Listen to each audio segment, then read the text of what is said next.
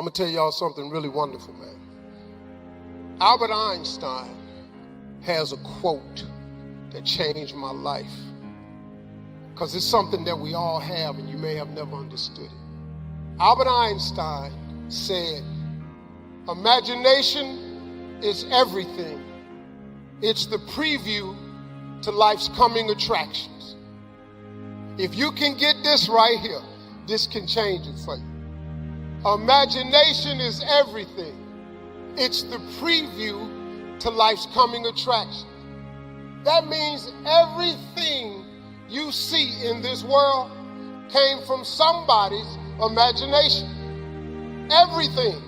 Somebody was talking on the phone one day, and it was connected to the wall. And they was walking, they went, "Man, I sure wish this phone would go outside."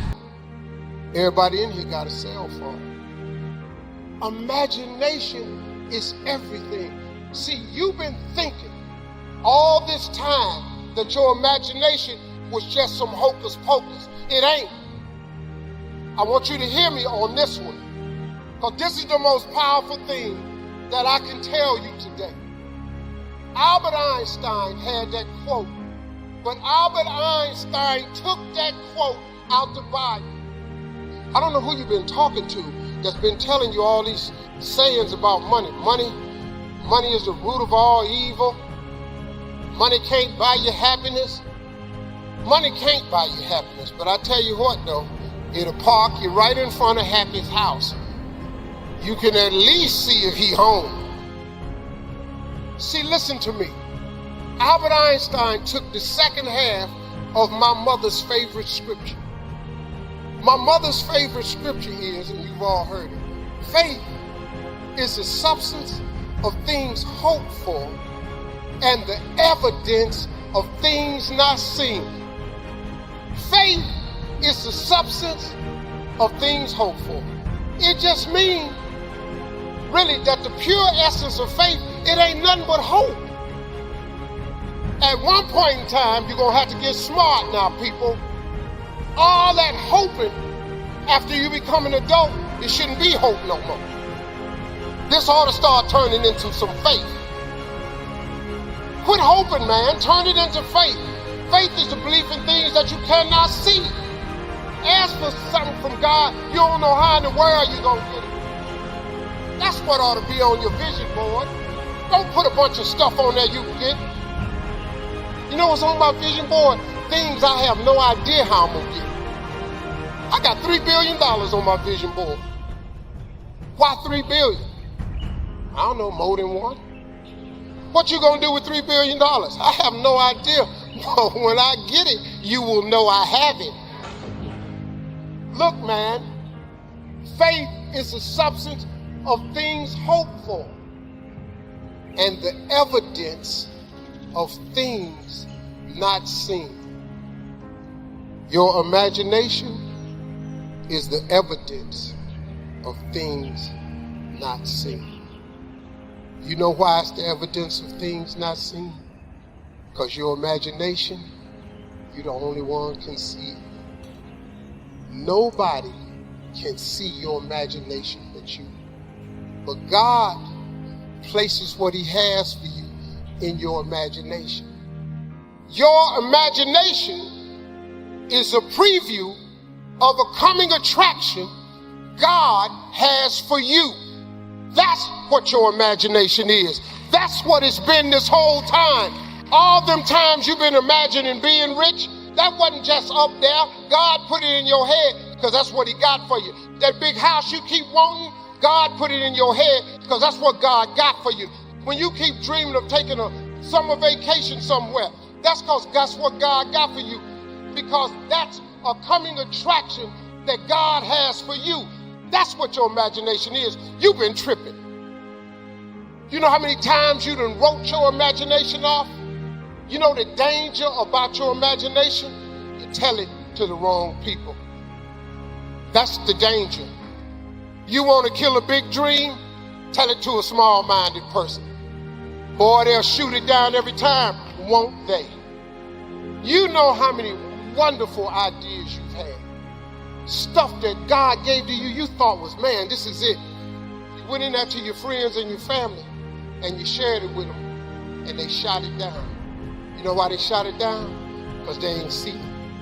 You know why they ain't see it? Because God ain't give it to them. Because he put it in your imagination. If he'd have wanted them to imagine it, he'd have put it in their head. That's why people can't see what you're going to be. That teacher mind, look at you, you're standing there.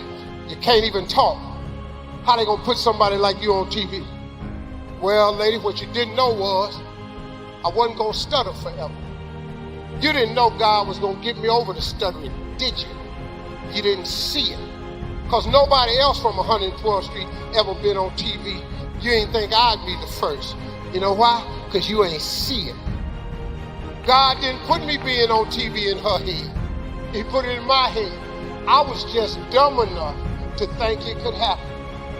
When you gonna get dumb enough to think that your imagination is real?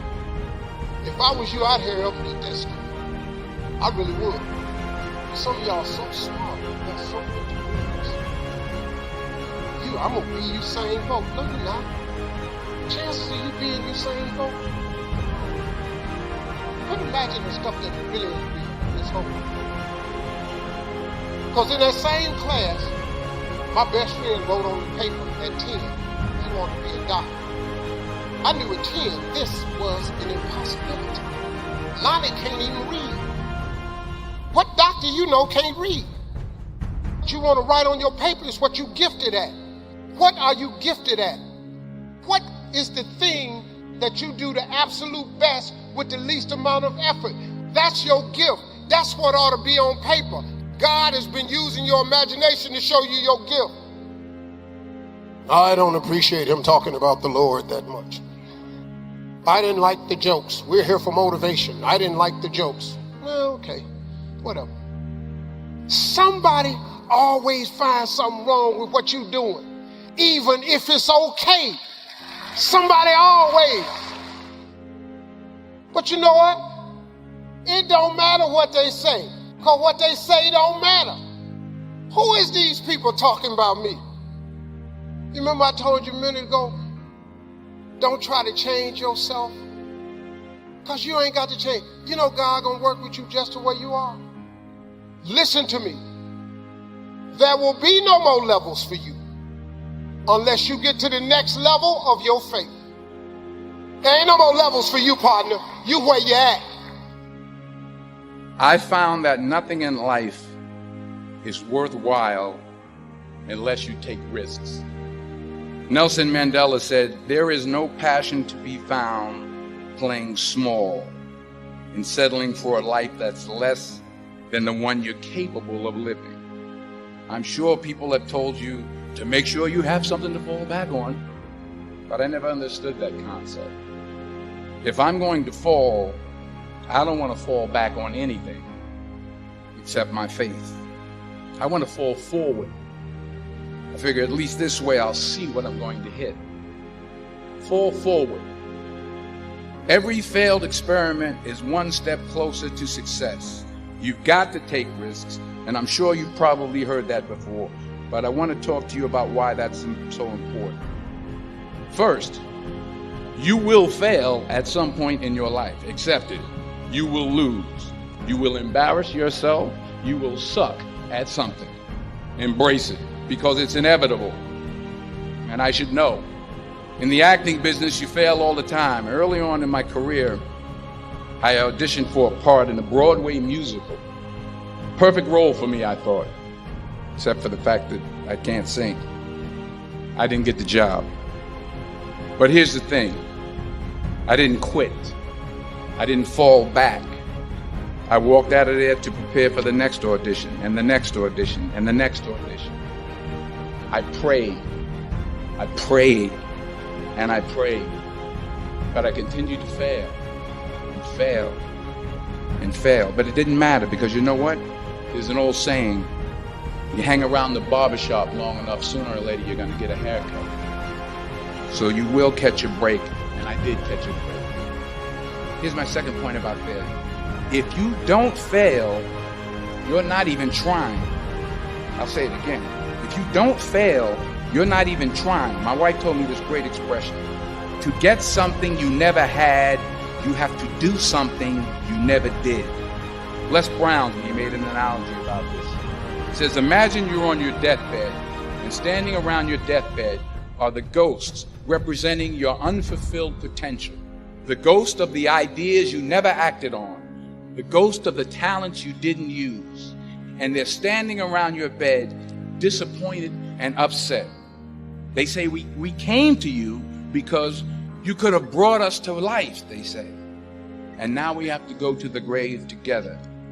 So I ask you today, how many ghosts are going to be around your bed when your time comes? So you got to get out there.